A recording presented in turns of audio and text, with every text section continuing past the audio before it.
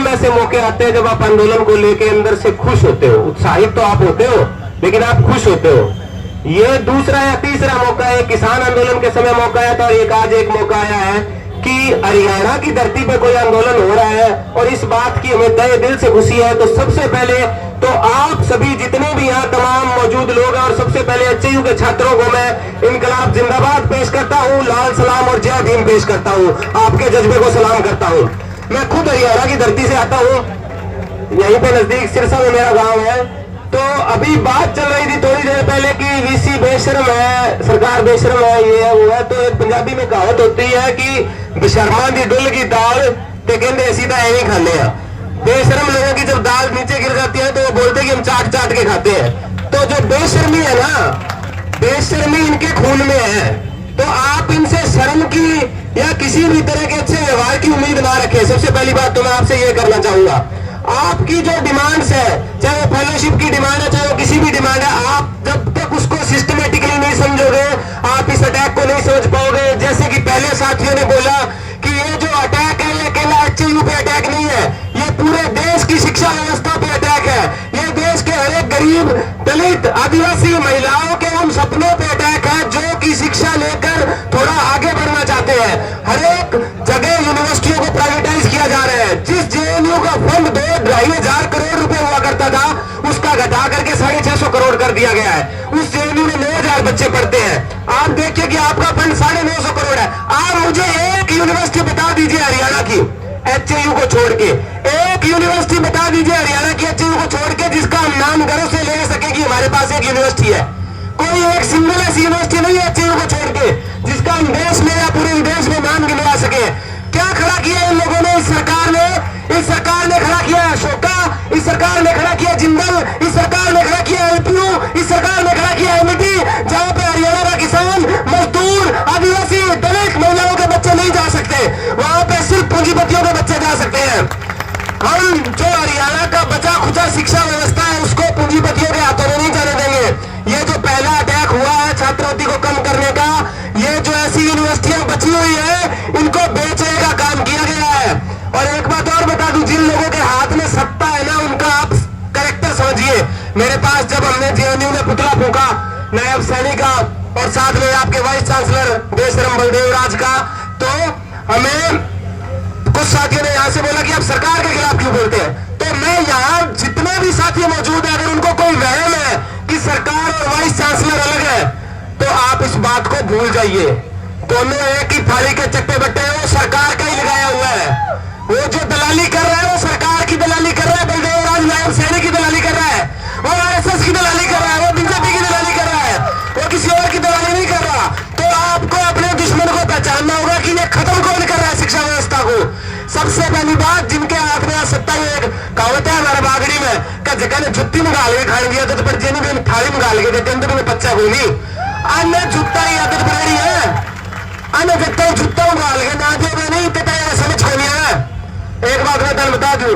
दूसरी बात, अच्छा मैं 2 महीना रह गए 2013 में, 2013 जब था मैं यहाँ, ये मेरा सपना था एचयू में बीएससी एग्रीकल्चर करना, हो नहीं पाया। उस समय कुछ खुद की भी कमियां थी, कुछ शिक्षा व्यवस्था ही ऐसी थी। ये आवर्स एकेडमी जो है, इस आदमी ने हजारों करोड़ रुपए का एम्पायर खड़ा कर लिया है इस एचयू की शिक्षा के नाम पे बेच के। कौन सी प्राइवेट एजुकेशन है, कौन सी प्राइवेट कोचिंग है जो आपके पास आगे आज खड़ी है? क्या आवर्स एकेडमी वाला एक बार भी आपके पास आगे बोला है कि मैं आपके साथ हूं? जब फीस लेने की बारी आती है, जब मैं पढ़ता था 20 से 25 हजार रुपए फीस लेते थे, आज तो 1 लाख रुपए ले रहे होंगे। आज तो इसने एम्पायर खड़ा कर लिया। आपको क्या लगता है कि सरकार को पैसे नहीं देता होगा?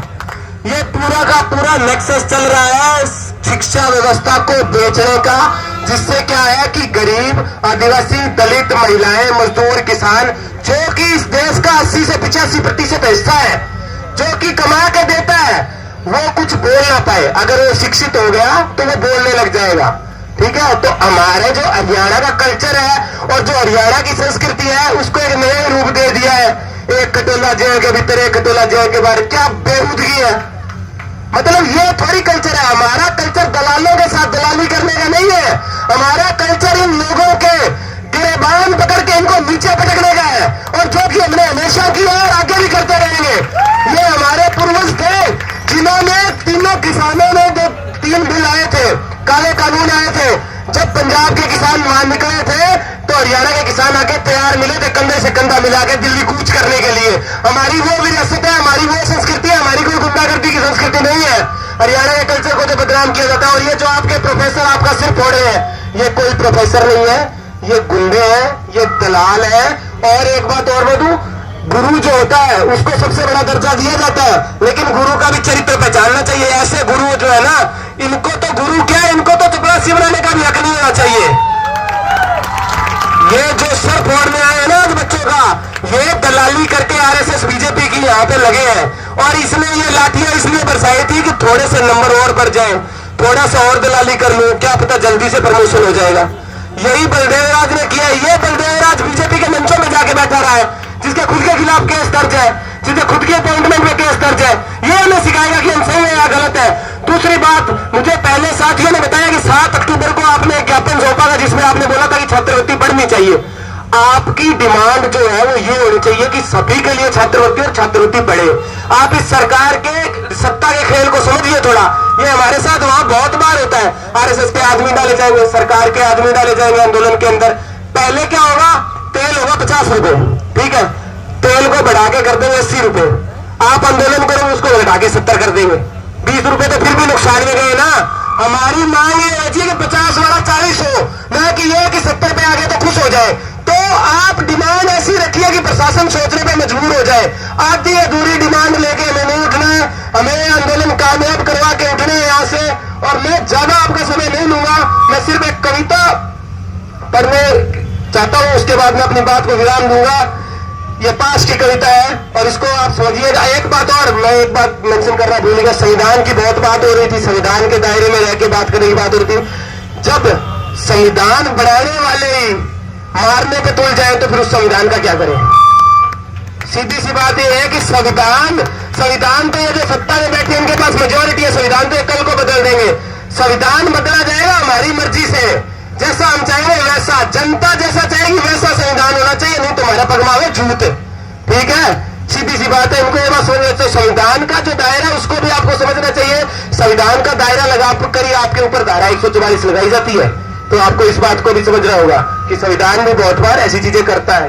तो अब मैं अपनी बात को विराम देने से पहले एक कविता पढ़ना चाहूंगा कि हाथ जो हो तो जोड़ने के लिए नहीं होते, हाथ जो हो तो जोड़ने के लिए नहीं होते, न दुश्मन के सामने उठाने के लिए ही होते हैं, ये गर्दन मरोड़ने के लिए भी होते हैं।